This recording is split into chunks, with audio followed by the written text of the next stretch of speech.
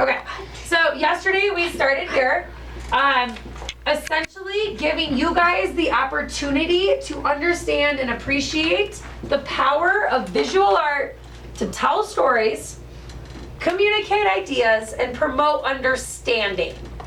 Okay, that's why we're doing this. We also challenged a little bit of Hollywood while acknowledging that I will be asking you to sometimes think about stereotypes when we visually communicate ideas. Sometimes they're helpful in reaching understanding, but as you guys are learning in socialization right now, stereotypes can also be very damaging and dangerous, especially for those in minorities. Okay? We are focusing mainly on cave art, art characteristics, and styles, and evolution of those time periods. Okay? These are very important questions to go over every day. Okay? So what is considered art? And I'm asking you guys to challenge this idea, it's not art if I don't like it. Okay? Because you're growing up, right? Then, how does context affect works of art? Why would context matter when interpreting art? Okay, we talked about comparing here, right? So if I'm looking at prehistoric art, context matters. People from prehistoric era had natural pigments to use. They created their own paintbrushes, if they were in this area, out of yucca, which you guys will get to do. I'm going to teach you how to do that. It's actually very simple. You bang rocks on some stuff and then you sharpen it. It's fine. Exciting. It's fine. Okay? But they had different materials in the prehistoric era than those of the pop art that I showed you yesterday and accidentally closed out. That's okay. We can type it in real quick. Right? So when we defined era yesterday, we said that era is really an art movement or a style. So pop art is an art movement that emerged in Britain in the United States during the mid to late 1950s. That is a specific time period. Okay? The movement presented a challenge of traditions to fine art by including imagery from popular and mass culture, okay, such as advertising, comic books, mundane cultural objects like the Campbell's soup can, okay? That is very different from prehistoric art era, okay? Because of those specific characteristics, because of the time period, so it very much matters. It matters so much. You can't talk about art without understanding the context, okay? And then last but not least, if I wanted to be a crazy avant-garde artist, and this is just a fact about me, I have my grandmother's ashes, okay? When she died, my sister and I both got her ashes, and we actually are going to have them put into a tattoo. This is incredibly taboo for Native American culture, specifically Navajo. How many of you have noticed the signs at four corners? It says no dispersal of cremations here. There are signs there. It's because it's taboo for that culture. But I want to put ashes in my arm because my grandma was an artist. She was the first person that put a paintbrush in my hand and told me I could create anything if I put my mind to it. And she was right. Cultural differences, cultural sensitivity. We've got to be aware of these things. We don't have to believe in them. We don't have to accept another culture's beliefs, but we need to be open to the differences and what is sensitive, especially when we're talking about art. Okay? Cool. We're gonna skip that.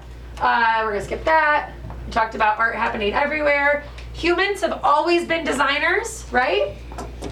Okay, tools, we're designing clothes to stay warm as we evolve as humans. And then I believe, Graffiti. did we get this far? Yes. Yep. That's where we stopped. Yeah, We stopped ended here. the day with that. Okay, cool. No, we As a ended the joke. next one. And then watched Africa. Oh, right. Okay? So there's this need to communicate. We've been doing it since we picked up the first piece of pigment, probably charcoal, and realized that it left a mark behind when we touched it to another surface. Okay, did we define these? No. Perfect, let's start here. All right, so I got ahead of myself because we didn't define those things. And I was talking about all that comic art, like I had defined them already. Okay, well that should make more sense then, since I just went through that example. All right, so here is the old way to label time.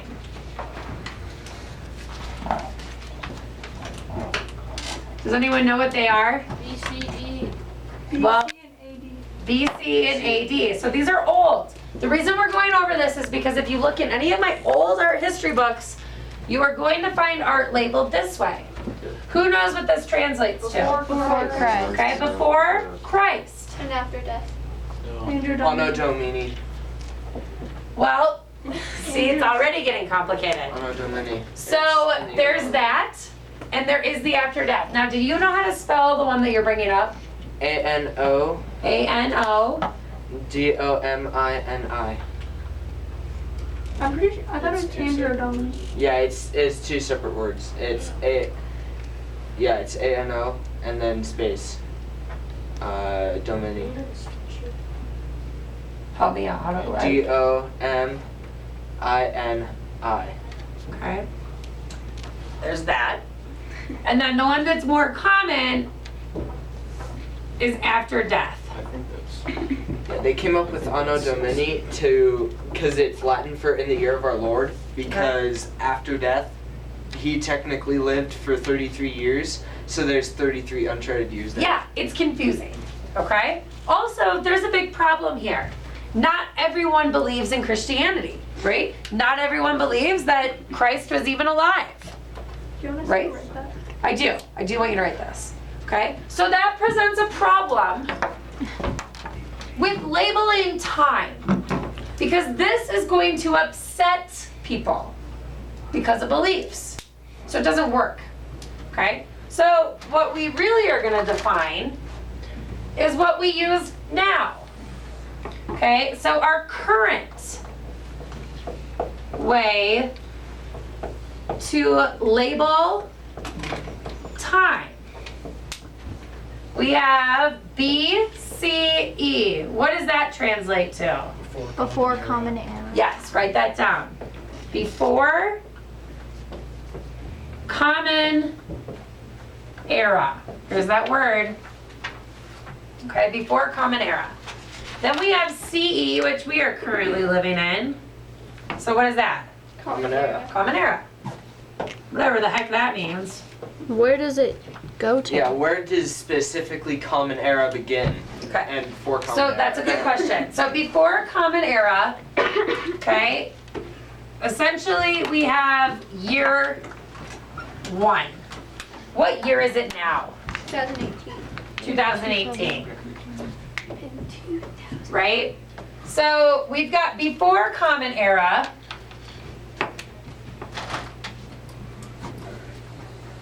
Heading this way, before year 1.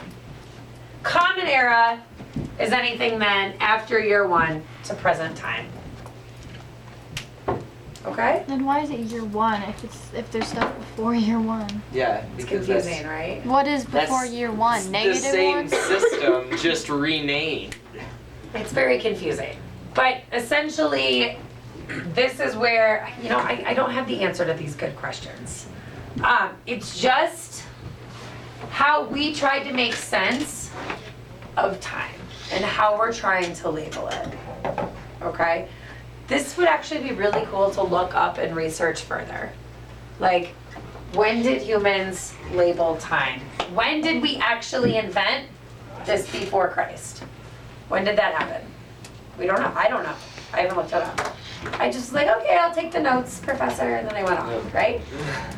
All right, so now that we have these defined, sort of. We can't really talk about those though until we look at era. Okay? Now, I already blew my little story here because I thought we made it this far yesterday. Prehistoric art is an era. Art styles expressionism, regionalism, pop art, installation art, surrealism, color field painting, impressionism, post-impressionism, which I don't have up there, abstract expressionism, and then people that signed the urinal, Dadaism. Okay? Those are labeled not as our eras. What are they labeled as in this room? Styles? Yes. Okay?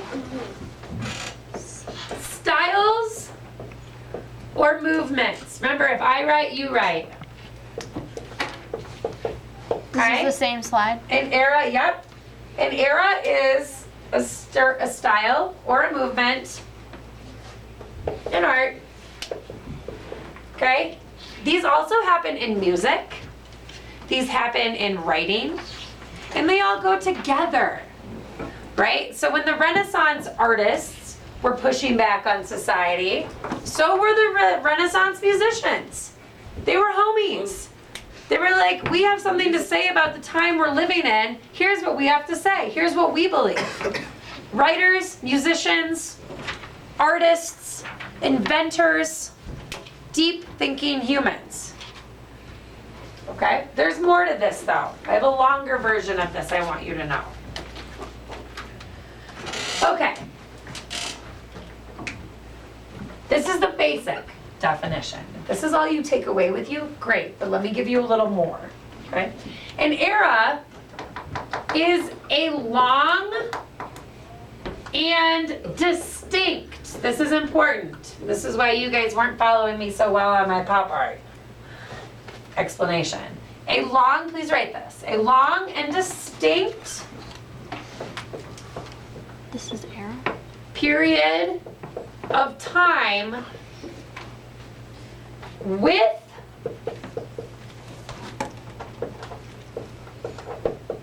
particular features or characteristics.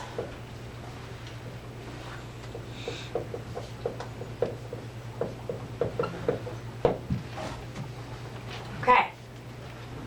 So back to what I was saying earlier, and I think it was Naima that actually recognized and changed the posters yesterday. Over the weekend I did that, okay? So when we talk about art, we break it down in terms of characteristics we can explain and that we agree upon. Line, shape, form, texture, space, color, value. Okay? Not to be confused with the principles. The principles are how we utilize our elements. Elements and characteristics are similar, but they're not the same thing. Let me go back to my example. Hopefully I still have it pulled up. Hi. Okay?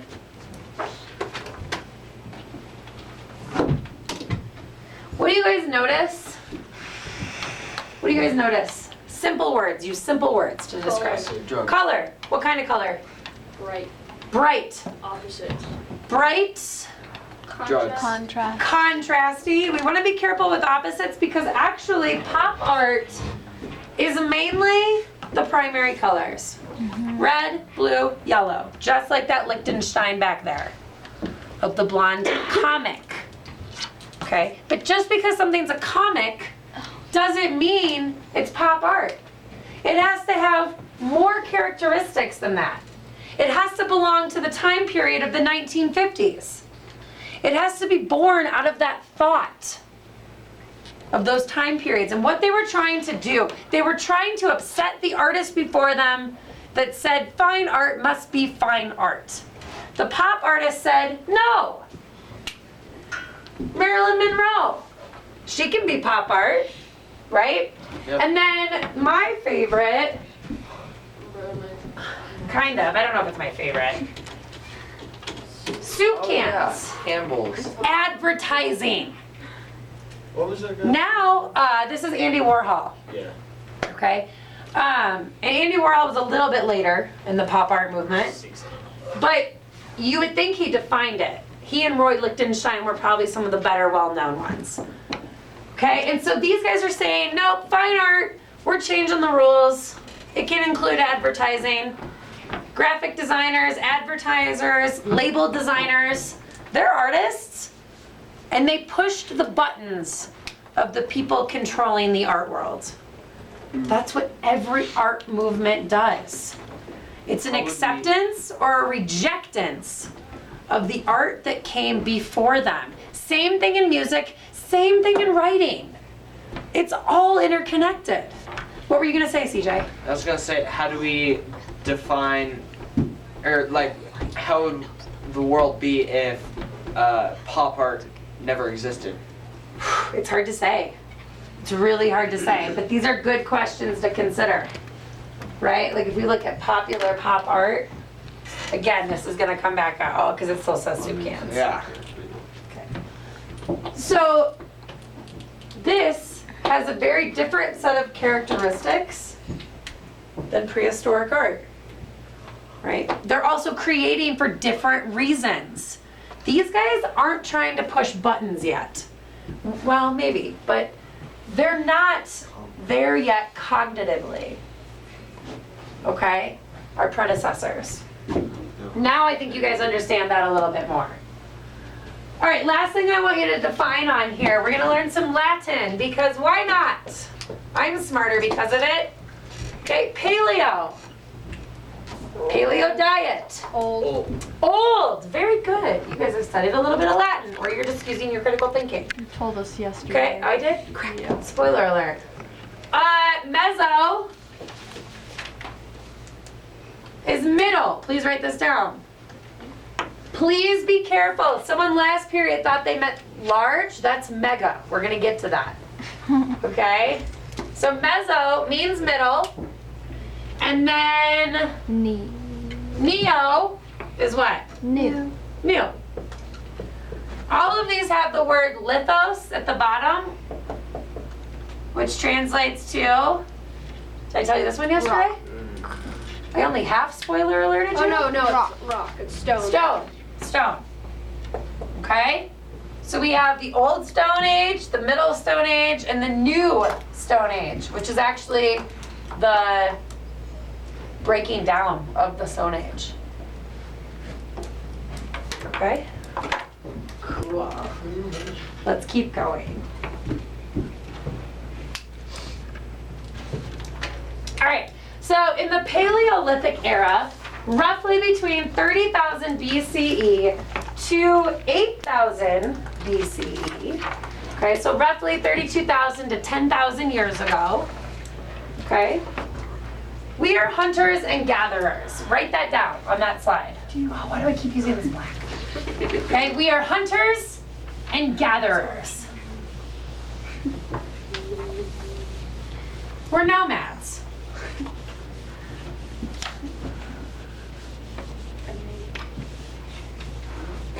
Hunters and gatherers.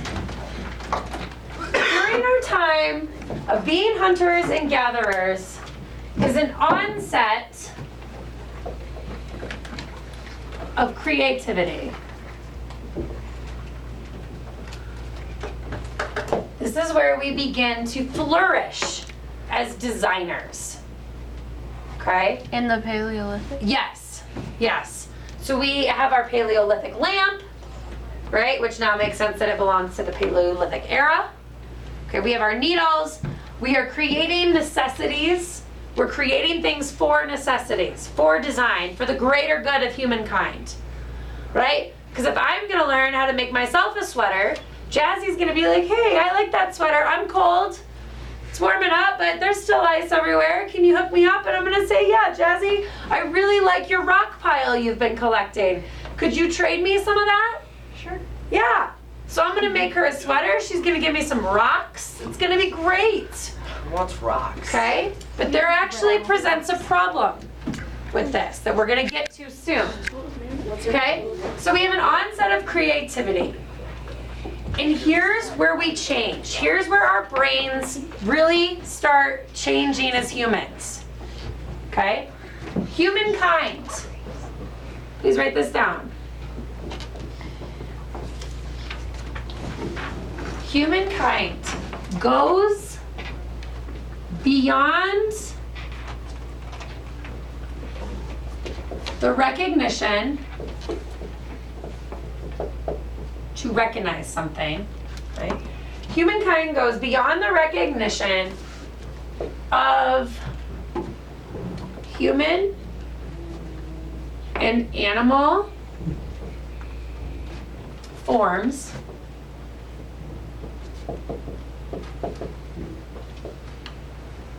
in their natural environment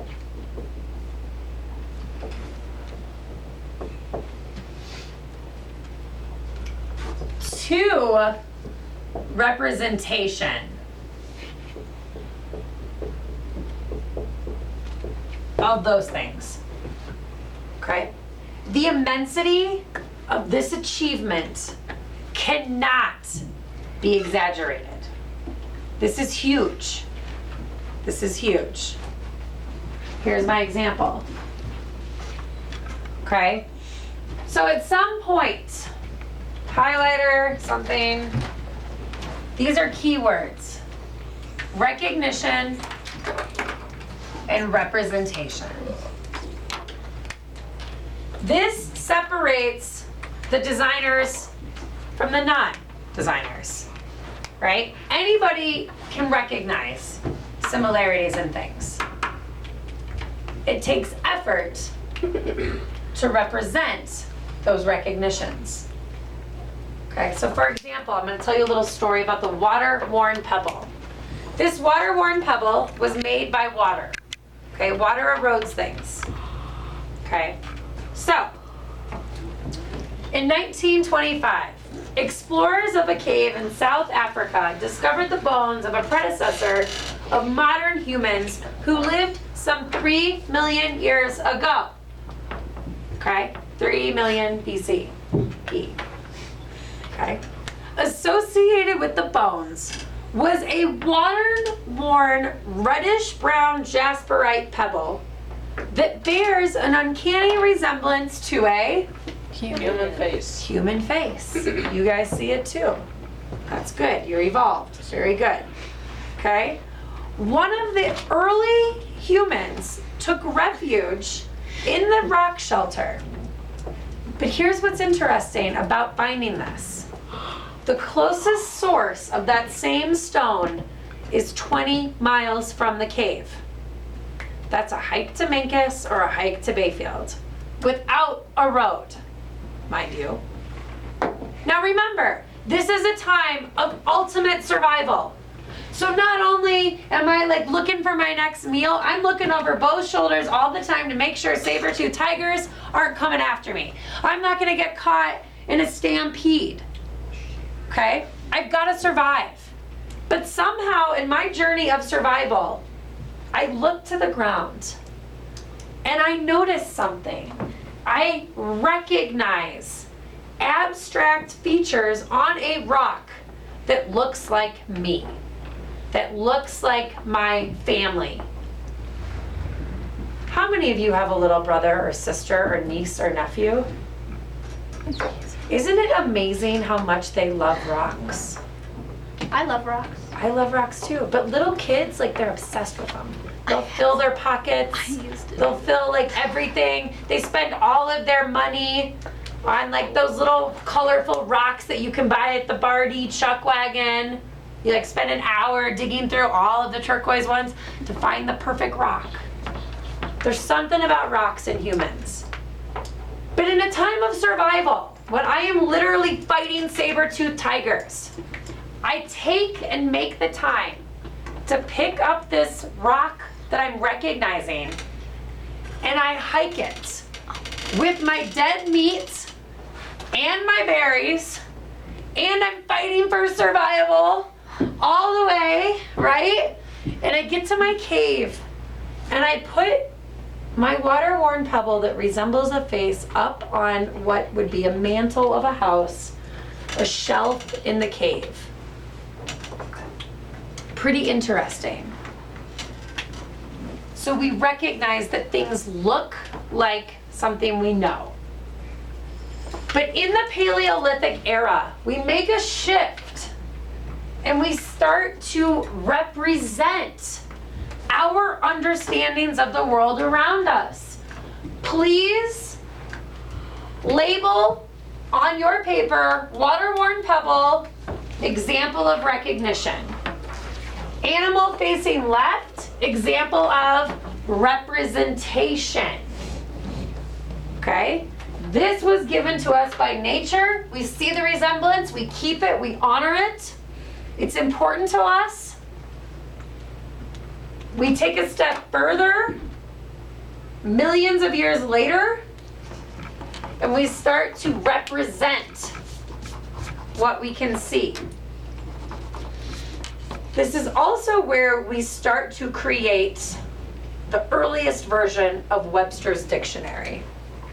Okay? The artist had a goal with this profile pose. So right now, if I'm looking at CJ, I'm in profile with CJ. Because he's over there, I can't see him, but he can see the outline of my body. He can't see like this side. How many shoulders can you see? One. Okay. Same with you guys, if I do it to you. Okay? One. This is the easiest way to draw. On the side of this, please draw an arrow pointing profile view. Profile view. Okay, profile view. It's a view of an animal where all parts can be seen, assuming that it's symmetrical. Yeah. Okay? The goal for this is a pictorial definition. So we're trying to create understanding of the world around us through a profile view. Okay, note the dates. Please highlight. 23,000 BCE, almost 25,000 years ago, roughly. Okay, profile view, pictorial definition, artist has a goal. Now, it's gonna get a little weird, but that's okay. This is when I always want Sean to come in and see my lesson. Okay, I'm gonna ask you to be obvious. I'm also gonna ask you to be mature and use the appropriate biological terms that we've learned. Hopefully your parents have taught you the correct ones. Okay? Now, I want you to silently observe Venus of Willendorf. She's 30,000 years old and she's about 4.5 inches tall. Okay? She's a big part of human history. What do you notice about her? She looks natural. She has a basket over her head. She looks natural. She has big She has, hold on. She looks natural. She's made out of stone, right? The materials that were available to them. I heard she has a basket over her head. That is one theory. But we also have a needle and we have a thread. Hat. Could be a hat to keep her warm. Beanie. It could also be her hair represented. She's a We symbol don't of know. fertility, isn't she? What's that? She's a symbol of fertility. She absolutely is a symbol of fertility. Okay? And you guessed that because of her engorged breasts. Well, I just They're already large. know about it previously. Okay, cool. Awesome. Her hands are resting on her chest to give you some perspective. Oh, whoa. Okay? Her hands are very little and she's like resting on her chest. Whoa, that. Dang. Oh, I did not. Okay? That makes more sense. Didn't catch that. Notice the detail of her reproductive organs. Okay? Hollywood would like you to think that those don't exist. Okay? And I'm bringing this up because you guys are learning socialization.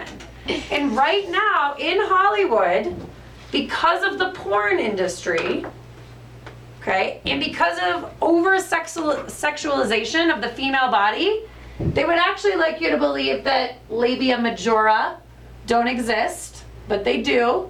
They're normal, okay? That's that extra fold down there. And this all has to do with fertility.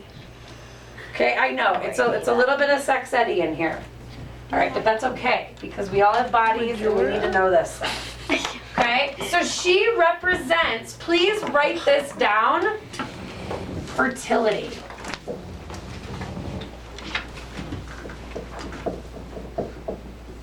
So again, at some point we recognized as humans that babies survived by getting milk from breasts. That's why those are emphasized. Okay? We also know that women with larger hips, wide set hips, like your teacher Jessica, can do the splits in any direction. Rhea came right on out. Like she literally gave birth in like 20 minutes. What? Okay? God. So there is something to be said about wider hips. And I think the phrase is birth-bearing hips. Maybe you've heard that. Okay, good. If you haven't, maybe that's an old thing that's going away.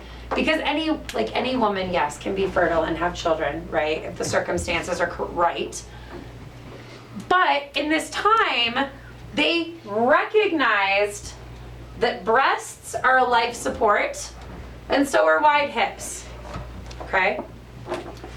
Fertility is so important because childbearing capabilities ensures the survival of the species. Let's write that down.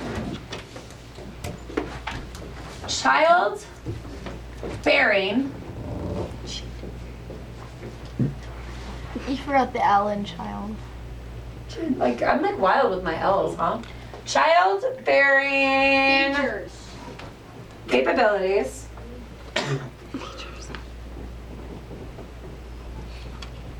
Ensured survival of species.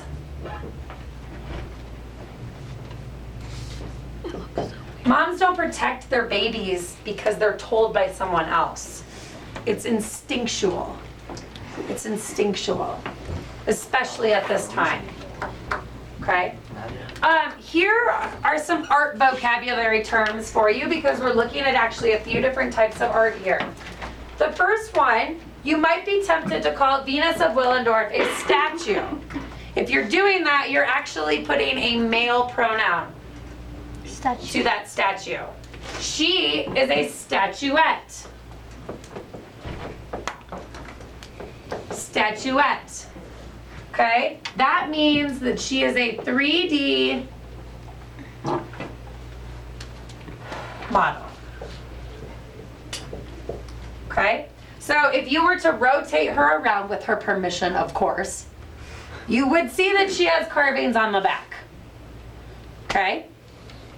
Not the same with woman holding a bison horn. Does anyone know what that type of carving is actually called? I'll be surprised if you do. Okay. It's a relief sculpture. What were you gonna say though? Engraved. Ah, engraved. Or petroglyph. Petroglyph. Relief sculpture? Yeah, it's a relief sculpture. So a relief sculpture is not a statue at all. It is 3D, but 2D-ish in that it cannot be seen from all sides. So it 2D qualities.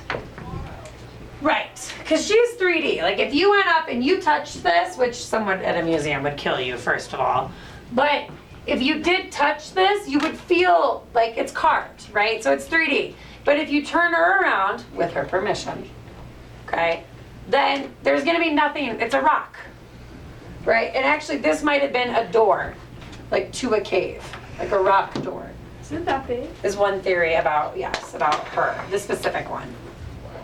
Okay? So it's like life size. I mean, humans were significantly shorter then too. We were a littler, yes, because we had less resources to survive on. We lived less, we survived less, all of that. Wasn't the average height like 5'5"? I'm not sure, I'd have to research that. Below average. I'm still below average height. Yeah. Oh, what did I do with my cheat sheet? It's over here. 3:23. Holy Toledo, really? Oh. Shoot darn. Okay, well, one thing I want to let you know about this real quick is that this representation is not of just one person. So when I showed you the pop art, there was Marilyn Monroe, who represents Marilyn Monroe. And beauty, ideal beauty of that time period, right? However, art at this point is representative of the entire female form, right? So this represents females in general. This is not representing like one human that existed. Okay? Can I stop recording? Let's stop here.